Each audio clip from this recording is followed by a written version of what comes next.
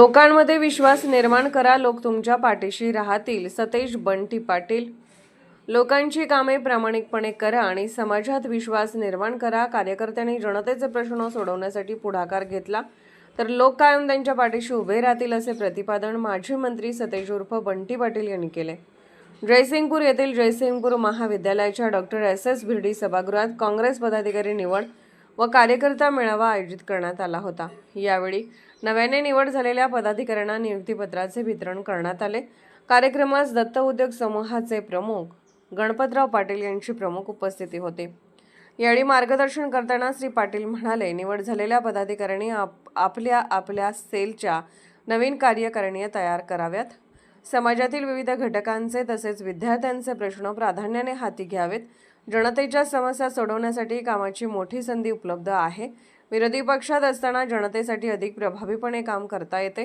ते पुढे म्हणाले, कार्यकर्त्यांना प्रशासनाकडे कोणत्याही कामाची अडचण येत असल्यास त्यांनी संपर्क साधावा. काँग्रेस कार्यकर्त्यांच्या प्रश्नांबाबत प्रशासनाने सकारात्मक भूमिका घ्यावी, यासाठी आवश्यक ते सहकार्य केले जाईल. कार्यकर्त्यांनी न घाबरता एक पाऊल पुढे टाकावे. त्यांच्या पाठीशी मी 5 पावले उभा आहे. यावेळी उपस्थित मान्यवरांनी ही मनोगते व्यक्त केली. कार्यक्रमात शिरोळ तालुका काँग्रेसचे अध्यक्ष दरगू गावडे, सर्जेराव पवार, दिलीप पाटील कोथळीकर, नितीन बागे, शेखर पाटील, अर्चना अमोल चौगले, सुजाता सर्जेराव शिंदे यांच्यासह पदाधिकारी व कार्यकर्ते मोठ्या संख्येने उपस्थित होते. Bureau report SR news 24 Jaysingpur. आम्हाला विधानसभेला 10,000 मतं फक्त पडलीत का? आम्ही फाईट झालेली निवडणूक बाजूला ठेवा. झालेली निवडणूक ही मॅनेज निवडणूक होती. गेल्या शेवटच्या महिन्यात झालेल्या लाडकीमधला घोळ असेल किंवा बाहेर गावचे असणारे मतदार असतील, या सगळ्याचा परिणाम या राज्यातल्या निवडणुकामध्ये प्रामुख्याने त्या ठिकाणी झाला. म्हणूनच निवडणूक आयोग आता जी माहिती पाहिजे ती देत नाही. आता आपली जबाबदारी, ज्याचा उल्लेख मगाशी आमच्या जयसिंगपूर शहर अध्यक्षांनी नूतन अध्यक्षांनी केला, SIR हा अत्यंत महत्वाचा विषय या ठिकाणी. या जिल्ह्यामध्ये 33 लाख मतदार आहेत. 10 लाख मतदारांचं मॅपिंग या ठिकाणी झालेलं नाही. ही जिल्ह्याची अवस्था आहे. तुमच्या तालुक्यात देखील कदाचित 50-50 हजार मतदारांचं मॅपिंग झालं नसणार आहे. कोल्हापूर शहरामध्ये 1.5 लाख मतदारांचं मॅपिंग नाही आहे. दक्षिण मध्ये 1.25 लाख मतदारांचं मॅपिंग नाही आहे.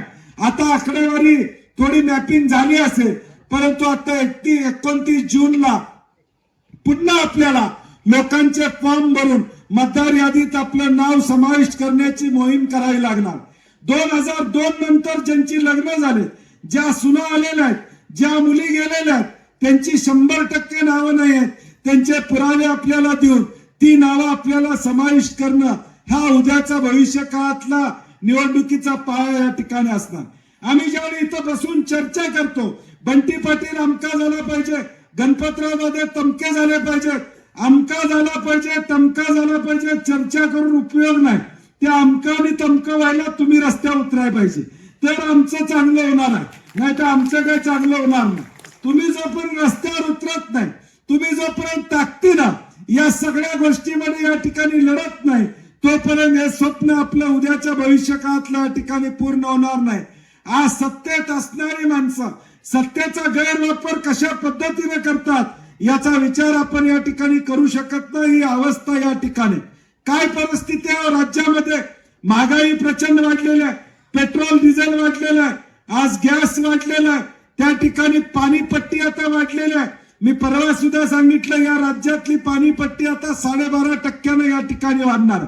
आज पाणी प्यायला सुद्धा महाग करायचं काम हे भाजपचं आणि महायुतीचं सरकार या ठिकाणी करतंय. माझी महायुतीतल्या कार्यकर्त्यांना जाहीर आव्हान आहे. परवा देशाचे पंतप्रधान मोदी साहेबांनी सांगितलं आव्हान आहे, दर महिन्यातनं एकदा मन की बात ते ऐकत असतात.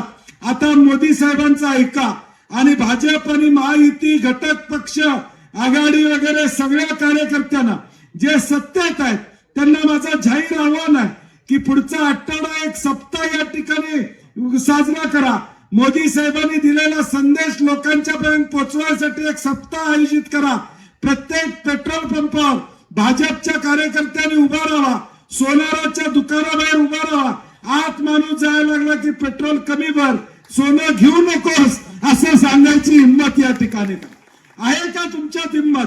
जाऊन सांगा तिथं पेट्रोल भरणाऱ्या माणसाला की पेट्रोल कमी भर, गॅस कमी वापर, मग तो काय सांगतोय ते नक्की तुम्हाला ऐकायला या ठिकाणी मिळेल.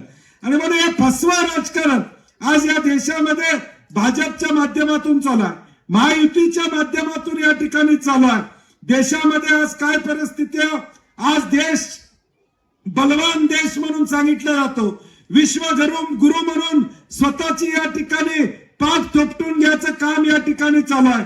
130 कोटीचा आमचा देश आहे. नीटच्या 23 लाख विद्यार्थ्यांची परीक्षा यासनी घ्यायला येणं, 23 लाख विद्यार्थ्यांची परीक्षा घ्यायला येणार, 13 लाख सीबीएसईच्या विद्यार्थ्यांची परीक्षा घ्यायला येणार आणि 130 कोटीचा देश चालवायला निघाले. हा 130 कोटीचा देश चालवतो म्हणतात. अरे नीटची परीक्षा तर घ्या, 23 लाख विद्यार्थी बसतात, आयुष्य वर्ष 2-2 वर्ष अभ्यास करून त्या विद्यार्थ्यांचं आयुष्य काय चाललेलं आहे, विद्यार्थी आत्महत्या करतायत, अशी अवस्था या देशामध्ये या ठिकाणी निर्माण झालेला आहे. ज्यांना साधी परीक्षा घेता येत नाही ते देश चालवण्याची भाषा तुमच्या आमच्या समोर या ठिकाणी करतायत. निवडणुका होईपर्यंत या सगळ्या गोष्टी असतात. निवडणुका लागल्या की जातीमध्ये तणाव निर्माण करायचा, धर्मामध्ये तणाव निर्माण करायचा आणि मग मताची पोळी भाजून घ्यायची, हा प्रयत्न सातत्याने